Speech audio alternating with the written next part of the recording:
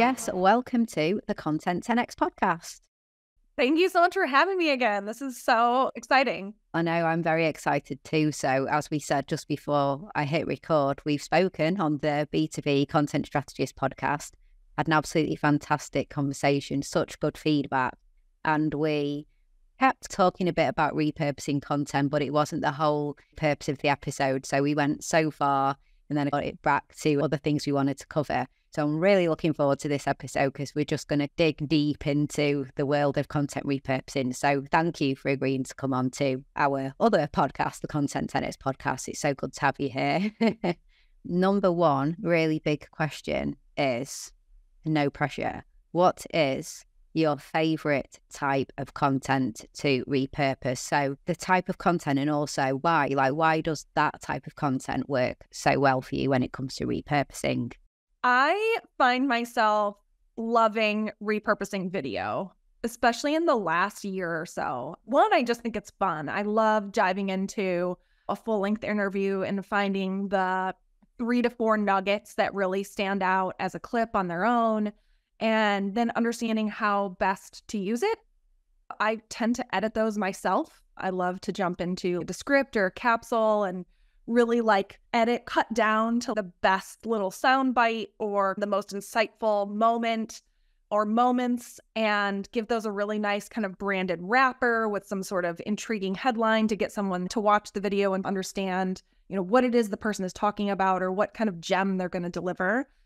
For a long time, it was like, okay, this is great social stuff, right? And I would just grab those clips and put them into social. More and more lately, I've been finding even more use for them to embed them into blog posts or reuse them in email.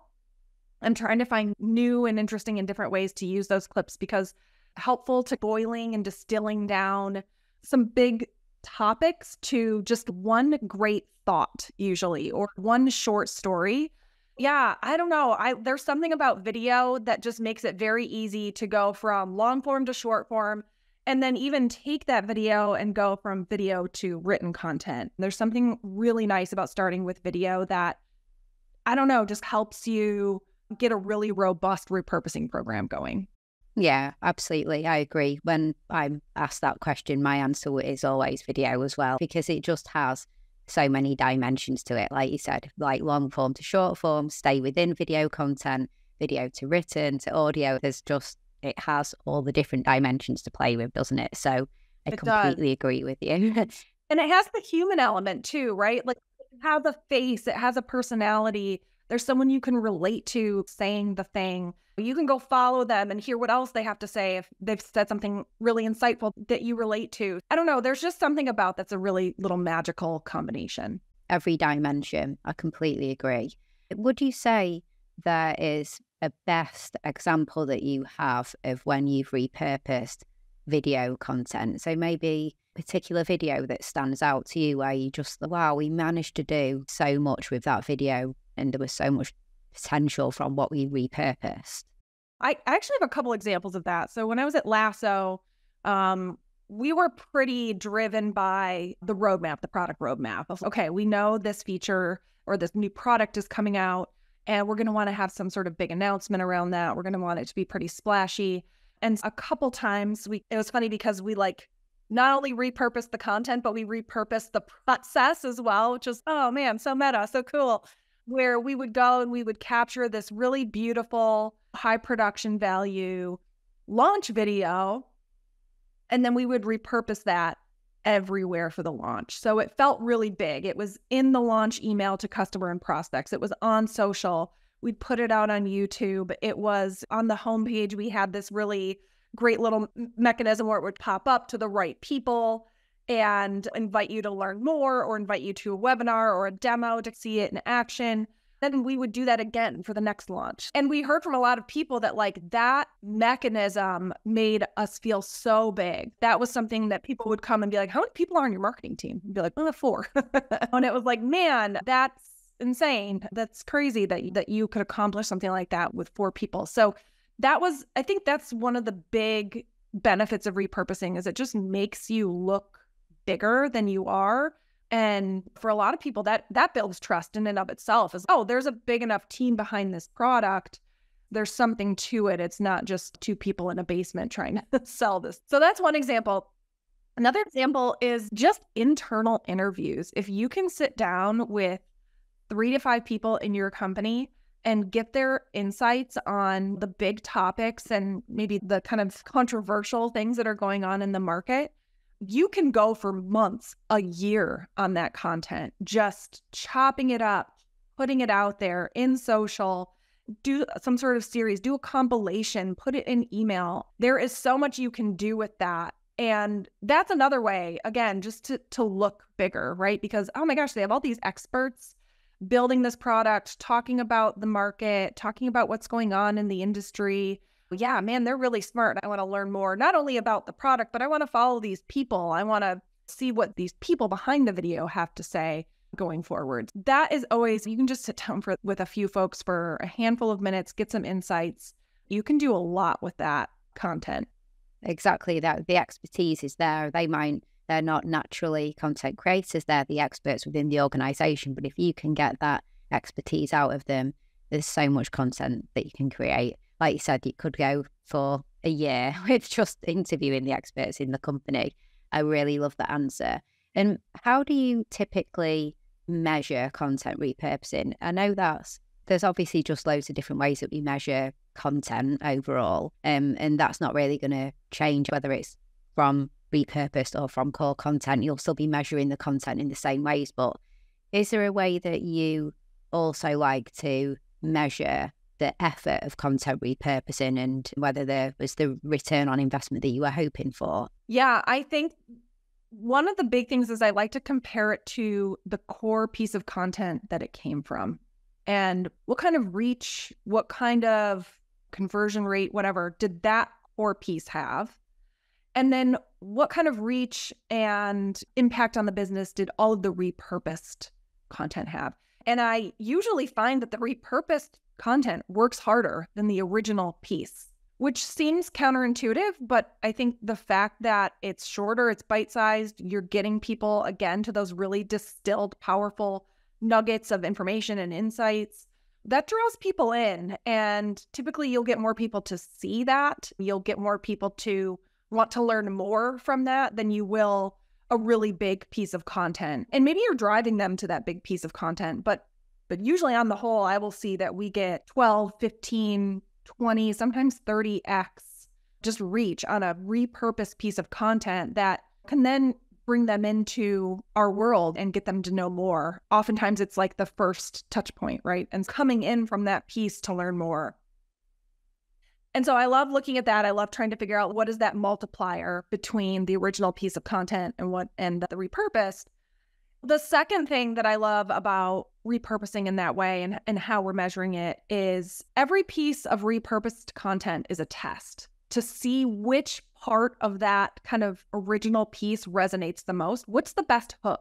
What's the best way to get somebody into that bigger piece of content? And so I think if you can think about it that way, repurposing, the ROI on repurposing and the measurement really should be around the testing aspect of it and how you're bringing people in. Okay, if there's this one clip that there were 3 clips from this podcast interview or expert interview or whatever the case may be, and this one brought 40% of people to the larger interview. Let's dissect that one clip and see what about it is causing that, right?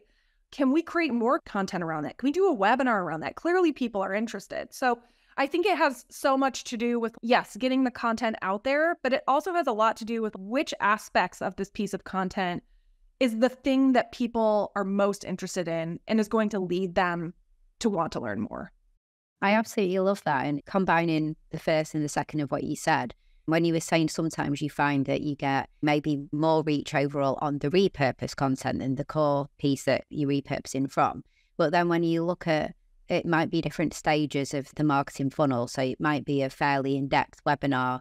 You aren't going to expect as many people to turn up to a 45-minute fairly in-depth webinar where they're probably already looking at you in a bit more detail anyway than the people who are going to engage with that 30-second clip that you put on social. But you're so right in terms of if you then, like the second part of what you said, if you do the webinar the first time and then you create all this social content and you see exactly which bits really resonated through social, if you're going to do that webinar again, it's the clip that got the most engagement that you can then use to run the ad, isn't it, to promote the webinar again and things like that. So there's so much that comes from it, and it just goes up and down the funnel. But you know what you said about just measuring, if we hadn't repurposed this, we'd have had 75 people turn up to a live webinar, but because we did, we've had 20,000 eyes on the repurposed content, the blog post, this, that, and the other that we created from it, and got more people to the next version of the webinar.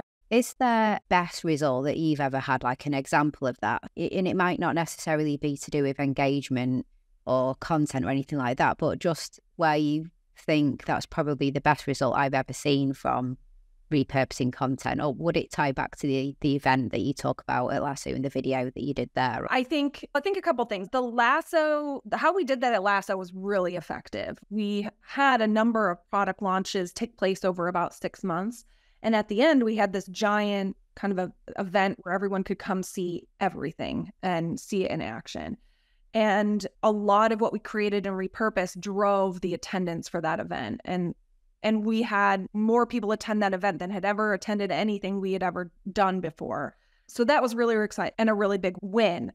Something I'm doing at Island right now is we're trying to get higher level folks into our following on LinkedIn. That's just a really good place for us to play.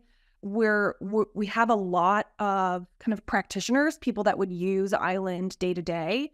But what we're really trying to grow is like that C-level audience of followers. And so what we're trying to do is put more C-level altitude repurposed content there so that we can grow that part of our audience faster. And so far it's working. Miraculous. When you put content out there that audience would care about, they continue to come to you. It really does matter, like the type of content that you're putting out there, who it's speaking to. I think you really have to think about that. It's not always enough just to put repurposed content out there, but make sure it's to the person that is going to be the ultimate decision maker on whether or not you move forward with this product. Island itself is a decent investment. The higher the price tag, the higher you have to go on the corporate food chain to get that decision made. So yeah, that's something we're pretty heavily investing in, is like making sure we're hitting those high level, a lot of thought leadership topics in our content to bring more of that audience to us. Excellent. That really makes sense and sounds like it's going really well, which is good. What is a really unexpected repurposing opportunity that you've made the most of, like across your career? Just, we all talk about how you should create content with repurposing in mind, and if you know what you're going to be repurposing it into, you can plan that into the content from the start. But sometimes we're just struck by really unexpected repurposing opportunities. And I just wondered, is there ever an example where you've been surprised at something that came from something you never saw was going to be repurposed?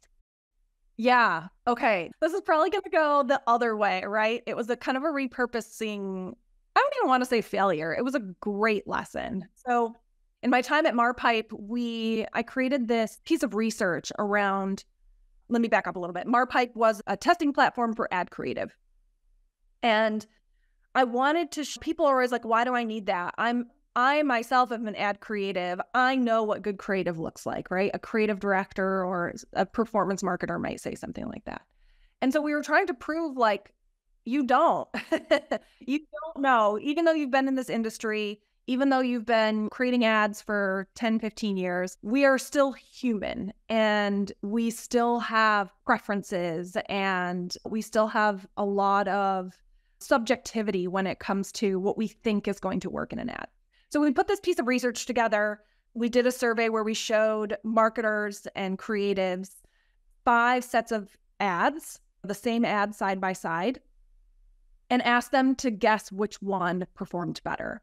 And marketers can only get this right 52% of the time. And so we put this whole piece of research together around which job, it didn't matter which job title. Marketing job titles is basically the same across the board. We all have a really hard time with it. Didn't matter how long you've been in the industry. Even people who've been in the industry for 25 years did just as poorly as people who'd been in it for 2. So it really is. We have all these biases and we think we know, but we don't.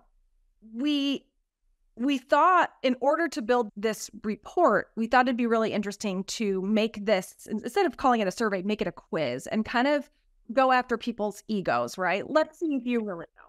So we put this quiz out there. It caught fire on, it was called Twitter then. I was hoping to get 100 people to take this quiz. And within 48 hours, 2,000 people had taken it. And so we were able to get all this great information to build this report. And I thought, we're going to do this again. This was amazing. People loved it. We kept hearing people say, I would take this quiz every day. This is the new Wordle for me. If you were to give me this quiz every day. So we built it again. And about 6 weeks later, we put another one out and 200 people. Really? Wow. That's we used the exact same format. No. Exact same kind of promotional tactics. And even people who say, I would take this quiz every day, didn't do it, right? And so there is something to be said around testing your repurposing. We were in the midst of trying to figure out how we could automate this quiz and make it happen every week.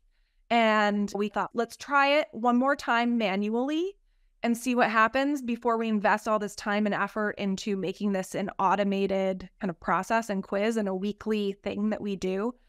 And thank goodness we did, because lightning just did not strike twice for whatever reason. Yeah, I think with repurposing, there are things that will surprise you. There are clips that you think are maybe basic or elementary that will just take off. And then there are things that do so well and you try to recreate it and they fizzle, right? Just don't stop repurposing. Use those learnings to get smarter each time. That's a great example. And like you said, you couldn't have predicted that, but the experiment was there and it showed not to do that anymore. I guess you don't always believe what people say when they say they want more of something. Humans are very fickle. Yes. When it comes to like creating content for Ireland at the moment or in previous positions that you've been in as well, what kind of criteria do you often apply to? I guess more not the unexpected repurposing, but like the more standard content that you're creating to decide whether it's worth all of the time, effort and expense of repurposing. So are there certain boxes that you think, I think we would need to tick these boxes for us to be about to plow that amount of time and effort into the repurposing of a piece of content? Absolutely. So first, I think it has to be really pertinent to the topic pillars or the points of view that your brand and company want and need to be known for. If you're putting out a piece of content because somebody in this department over here is like begging for it and they think it's really going to help, and you do it to appease that team and just give them that piece that's going to help them, but it might be niche or it might have just been a one-off kind of thing. It might not ladder back up to all of the topic pillars or whatever it is you're trying to make your company known for. So that's probably not a great candidate for repurposing, especially if you have a small team. I think most of this applies. If you have a small team, you don't have the bandwidth to go out there and repurpose for every industry vertical and repurpose for every kind of persona. You have to be very specific about what you're going to repurpose for.